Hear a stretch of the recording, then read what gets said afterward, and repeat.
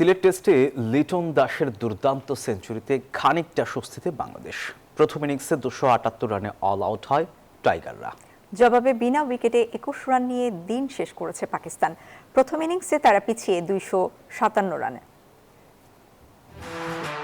খুররমকে পাঁচ করে বল সীমানার বাইরে পাঠাতেই ব্যাট উঁচিয়ে ধরেন লিটন কুমার দাস। গ্যালারি জুড়ে তখন করতালি। করেছেন ক্যারিয়ারের ষষ্ঠ সেঞ্চুরি। সিলেটে বাংলাদেশ যখন ধুঁকছিল তখন এক প্রান্ত আগলে রেখে লড়েছেন এই উইকেট রক্ষক ব্যাটার। টানা 4 দিনের বৃষ্টিতে ভেজা উইকেটে টস জিতে বোলিংয়ে পাকিস্তান, আর শুরুতেই আঘাত। বিনা রানে ফিরে যান মাহমুদুল হাসান জয়। এরপর মমিনুলকে নিয়ে ধাক্কা সামলানোর চেষ্টা করেন অভিষিক্ত তানজিদ তামিম। আত্মবিশ্বাসী শুরু করলেও 26 রানে উইকেট বিলিয়ে দেন তিনি। কিছুক্ষণ পর 22 রান করে ফিরেন মমিনুল হক। যুক্তরাষ্ট্রের 1 নম্বর জিম চেইন গোল্ড জিম এখন আবারও বাংলাদেশে। বসুন্ধরা আবাসিক এলাকা ও বসুন্ধরা সিটি শপিং মলে। লাঞ্চের আগে নাজমুল শান্ত আর মুশফিকুর রহিম দলকে টেনে তুলেছিলেন, কিন্তু বিরতির পরই বদলে যায় দৃশ্যপট।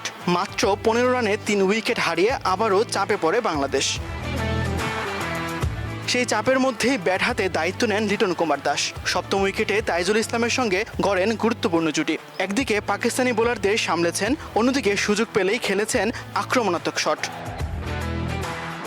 তাইজুল ফিরে যান 58তম ওভারে, তবে মেহেদী মিরাজ যোগ্য সঙ্গ দিতে পারেননি। অন্য প্রান্তে থামেননি লিটন। ধৈর্য, নিয়ন্ত্রণ আর সাহসী ব্যাটিংয়ে তুলে নেন টেস্ট ক্যারিয়ারের ষষ্ঠ সেঞ্চুরি। তার লড়াকু ইনিংসে ভর করে 278 রান তুলে বাংলাদেশ। দিন শেষে ব্যাট করতে নেমে কোনো উইকেট না হারিয়ে 21 রান তুলে প্রথম দিন শেষ করেছে পাকিস্তান।